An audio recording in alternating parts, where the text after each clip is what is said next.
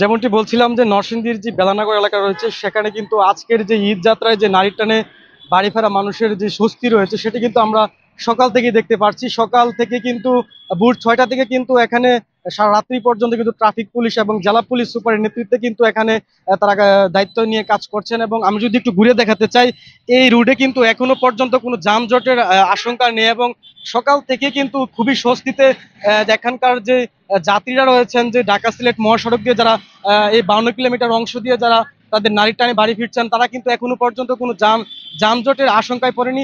আমরা যেটি বলছিলাম যে 6 লেনের প্রকল্পের কাজ চলার কারণে যে যানজট লাগতে পারে বা একটা যানজটের আশঙ্কা রয়েছে সেটি কিন্তু আমরা দেখতে পারিনি। আমরা কিন্তু দেখেছি এখানে নরসিংদী জেলা পুলিশ সুপার তার নিজ দায়িত্বে কিন্তু এখানে তিনি এই ট্রাফিক নিয়ন্ত্রণ করছেন। আসলে এই ট্রাফিক নিয়ন্ত্রণ করতে কি আপনাদের কি কি পদক্ষেপ নিতে হয়েছে? জি, ধন্যবাদ। ট্রাফিক নিয়ন্ত্রণের জন্য আমাদের প্রথমত যে কাজটি আমরা করেছি সেটা হচ্ছে আমাদের ডেপ্লয়মেন্টের সংখ্যাটা বাড়িয়েছে, আমাদের ফোর্স অফিসারের সংখ্যা বাড়ানো হয়েছে। এছাড়া আমাদের নিয়মিত মনিটরিং এর জন্য আমাদের সিনিয়র কর্মকর্তা থেকে শুরু করে প্রতিটি লেভেলে আমরা কিন্তু মনিটরিং এর মাত্রাটা বাড়িয়ে দিয়েছিলাম। এছাড়া আমাদের কিছু মোবাইল পার্টি তৈরি করেছিলাম, মোবাইল যোগে তারা মোটরসাইকেল যোগে তারা এই কাজগুলো করেছে। এছাড়া আমাদের কুইক রেসপন্স টিম ছিল, যেখানেই যে কোনো ধরনের তথ্য পাইলে আমরা দ্রুততার সাথে সেখানে আমাদের কুইক রেসপন্স টিম সেখানে গিয়েছে এবং ট্রাফিক ম্যানেজমেন্টের জন্য কাজ করেছে। সব মিলিয়ে আমরা এবার কিন্তু ড্রোনের ব্যবহার করেছি, আপনারা জানেন। সব মিলিয়ে আমাদের এবারের ঈদ যাত্রাটা অত্যন্ত স্বস্তিদায়ক হয়েছে।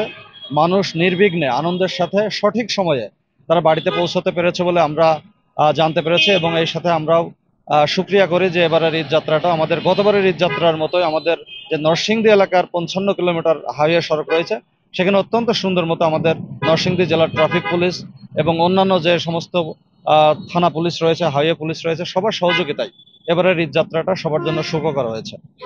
যে আমরা জানছিলাম যে আসলে এই ট্রাফিক নিয়ন্ত্রণের ক্ষেত্রে কতটুকু দায়িত্ব নিয়ে কাজ করেছিলেন জেলা পুলিশ সুপার। পাশাপাশি কিন্তু আমরা দেখেছি যে বিভিন্ন পয়েন্টে পয়েন্টে কিন্তু তাদের ট্রাফিক পুলিশের যে কর্মকর্তারা রয়েছেন বা যারা পুলিশের অধীনস্থ রয়েছেন তারা কিন্তু কাজ করছেন। আরো কিছু বিষয় আপনাদের ঘুরিয়ে দেখাতে চাই যে সকাল থেকে কিন্তু আসলে এখানে যাত্রীরা ভিড় করছেন, তবে তেমন কোনো যানবাহনের কিন্তু চাপ আমরা দেখছি না।